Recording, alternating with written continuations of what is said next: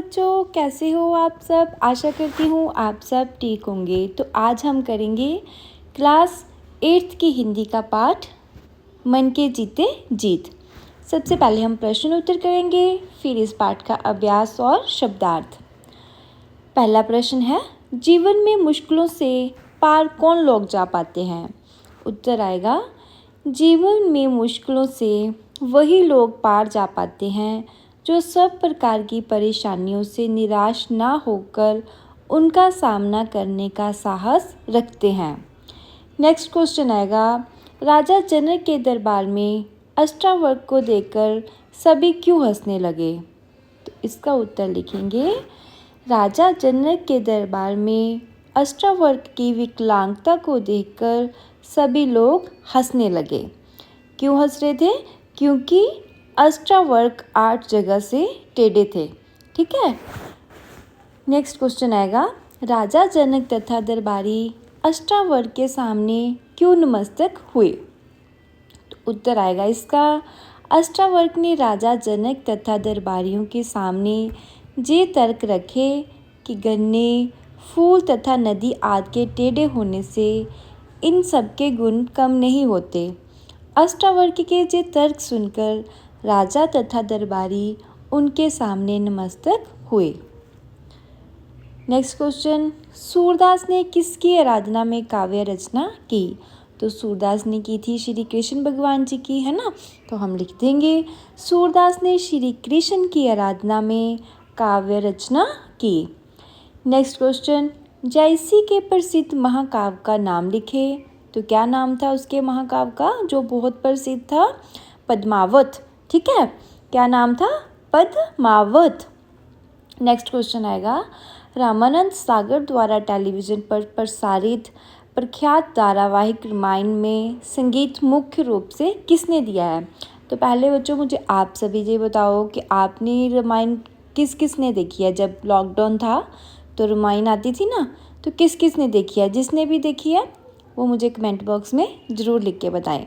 ठीक है। तो संगीत किसने दिया था? संगीत दिया था रविंद्र जैन ने। ठीक है। नेक्स्ट क्वेश्चन आएगा, बिजली के बल्ब का आविष्कार किसने किया था। तो आविष्कार किसने किया था? इन्वेंट किसने किया था? आविष्कार मतलब इन्वेंशन करना। ठीक है। तो वो किया था थॉमस एडिसन ने। तो हमें ऐसे लिखेंगे, बिजली के बल्ब का आविष्कार थॉमस एडिसन ने किया। नेक्स्ट क्वेश्चन, ब्रेल लिपि का आविष्कार किसने किया था। तो इसका आविष्कार हुआ था लुई ब्रेल जी द्वारा। ठीक है। तो लिख देंगे, ब्रेल लिपि का आविष्कार लुई ब्रेल ने किया। नेक्स्ट क्वेश्चन, महाराजा रंजीत सिंह ने कितनी आयु में लाहौर पर अधिकार कर लिया। तो तब उनकी आयु थी तकरीबन 19 साल। ठीक है। हम इसको लिख देंगे, महाराजा रंजीत सिंह 19 वर्ष की आयु में लाहौर पर अधिकार कर लिया था। नेक्स्ट क्वेश्चन आएगा, बाबा आमटे को भारत सरकार ने समाज सेवा के लिए पद्मश्री तथा पद्म भूषण का सम्मान कब दिया। तो बेटा बाबा आमटे को 2 पुरस्कार एक मिला था। सबसे पहले जो पद्मश्री है वो मिला था 1971 को और पद्म भूषण मिला था 1986 को। ठीक है। तो हम इसको लिख देंगे, बाबा आमटे को भारत सरकार ने समाज सेवा के लिए 1971 में पद्मश्री और 1986 में पद्म भूषण का सम्मान प्रदान किया। अब क्वेश्चन जो है वो 4-5 वाक्यों में लिखेंगे। पहला प्रश्न क्या है, राजा जनक के दरबार में अष्टावक्र को देखकर सभी हंसने लगे तो अष्टावक्र ने क्या कहा। तो आप सबको पता है कि उसने एक एग्जाम्पल दी थी, है ना, किस किस की, गन्ने की, फूल की, नदिया की, है ना। उसने यही तर्क देकर समझाया था। लेकिन हम इसको अपने शब्दों में कैसे लिखेंगे, राजा जनक के दरबार में अष्टावक्र को देखकर जब सभी हंसने लगे तब अष्टावक्र ने अपने तर्कों से सबका मुंह बंद कर दिया। तो वो तर्क थे, उन्होंने कहा था कि गन्ने के टेढ़े मेढ़े होने से क्या उसकी मिठास में कमी आ जाती है। फूल की पंखुड़ी के टेढ़े होने से क्या उसकी खुशबू खत्म हो जाती है। नदी की धारा के टेढ़े होने से क्या उसका जल दूषित हो जाता है। ठीक है। तो उन्होंने एस्ट्रोवर्क ने जो तर्क दिए थे गन्ने का, फूल का और नदी का। नेक्स्ट है शेरशाह क्यों लज्जित हुआ और उसने जायसी को क्यों सम्मान दिया? तो इसका उत्तर है जब शेरशाह ने जायसी का उपहास उड़ाया तो जायसी ने कहा कि तुम मुझ पर नहीं, तुम उस ईश्वर पर हंसे हो जिसने मुझे बनाया है। ये सुनकर शेरशाह बहुत लज्जित हुआ और उसने जायसी को उन्हें बहुत सम्मान दिया। ठीक है, तो क्या कहा था जायसी ने शेरशाह को कि तुम मुझ पर नहीं हंस रहे हो, तुम उस भगवान पर हंस रहे हो जिसने मुझे बनाया है। तो बात तो ठीक है, क्योंकि हम सभी को तो भगवान ही बनाता है ना, किसी को मोटा, किसी को पतला, किसी को लंबा, है ना। तो हम इंसान के ऊपर नहीं हंसते, हम तो इट मीन्स कि हम भगवान के ऊपर हंस रहे हैं। तो बच्चों, आपने भी कभी ऐसा किसी की अपीयरेंस को देखकर, जो भी वो दिख रहा है उसको देखकर कभी भी उसका मजाक या उसकी हंसी नहीं उड़ानी। ठीक है। नेक्स्ट है थॉमस एडिसन के ध्वनि संबंधी आविष्कारों से लोग क्यों आश्चर्यचकित हो जाते थे? तो क्यों हो जाते थे? क्योंकि वो अपने जो सुनने की शक्ति थी ना, वो खो चुके थे, मीन्स कि वो सुन नहीं सकते थे। तो हम इसका देखते हैं क्या उत्तर लिखेंगे।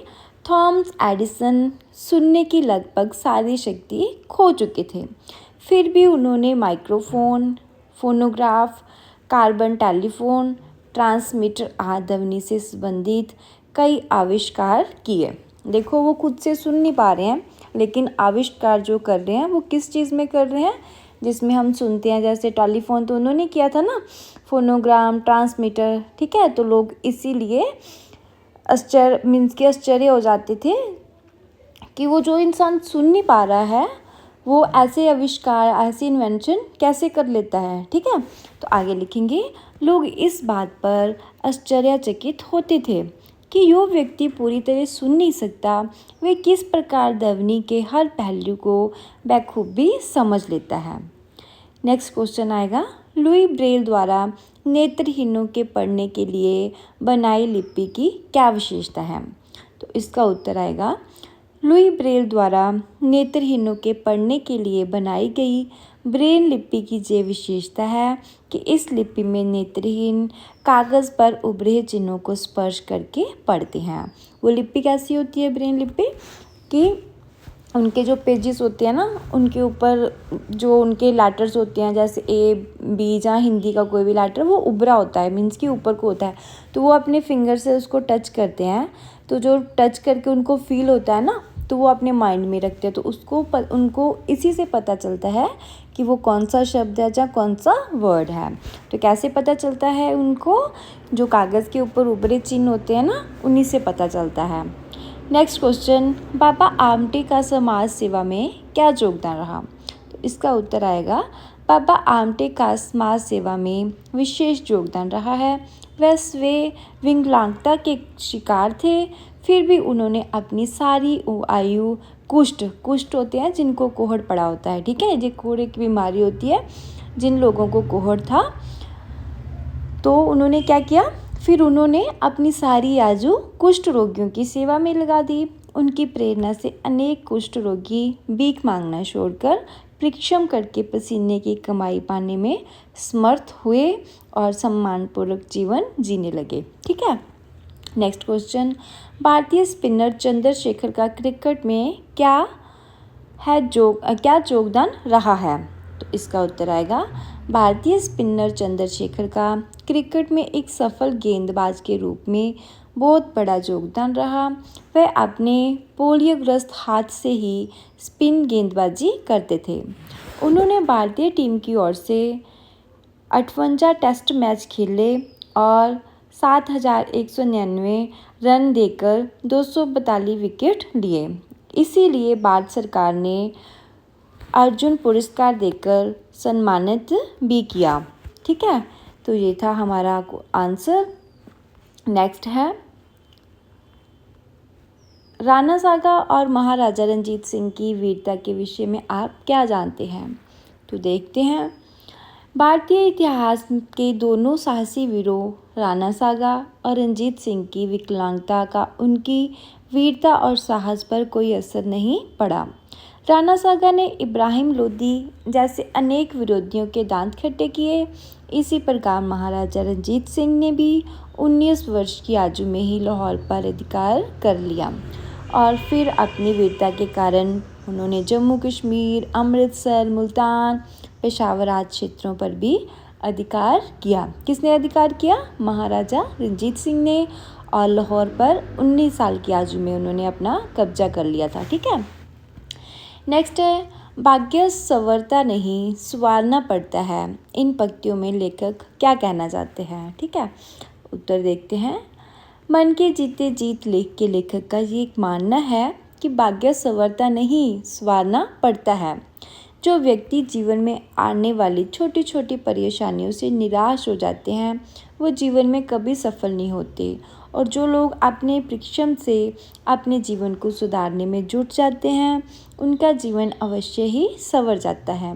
जो लोग अपने भाग्य को ही कोसते रहते हैं उनका भाग्य कभी नहीं संवरता, पर जो लोग दृढ़ता से मुश्किलों का सामना करते हैं वो अपने आप को सवार ही लेते हैं। मीन्स कि जो हमारा भाग्य है, हम कई बार लोग बोल देते हैं ना जो किस्मत में होगा वो मिल जाएगा, ऐसा कुछ भी नहीं होता है।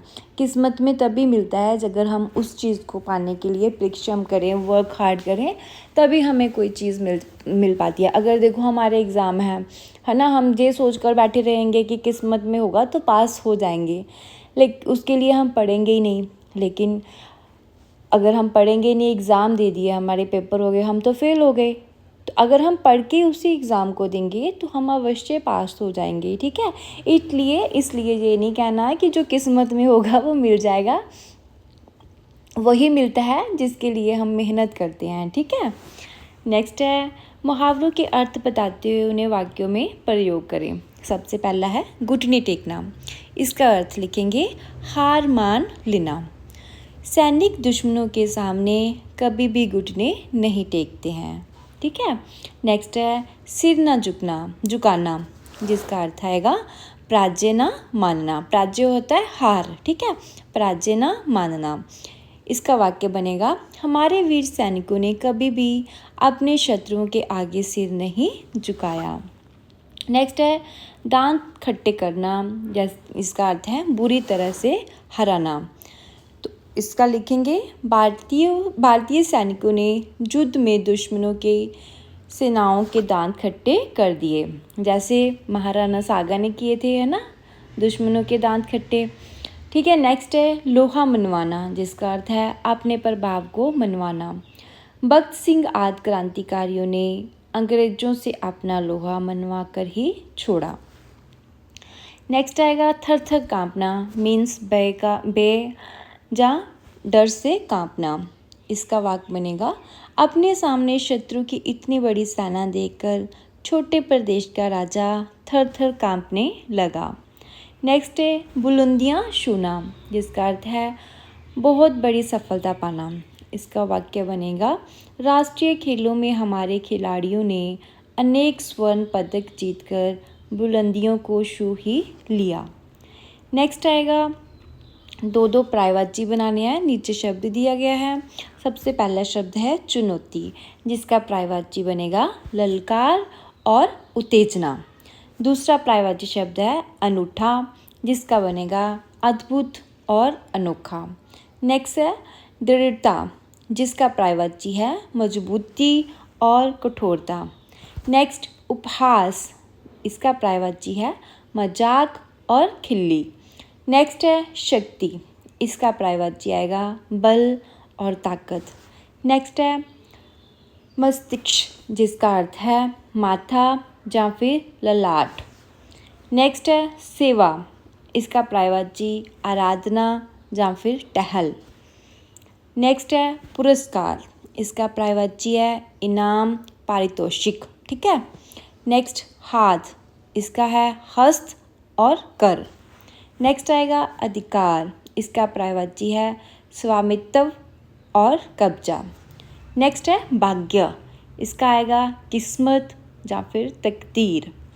नेक्स्ट है लक्ष्य, इसका है दयेई या फिर निशाना। नेक्स्ट है पैर, इसका पर्यायवाची है पाँव या फिर चरण।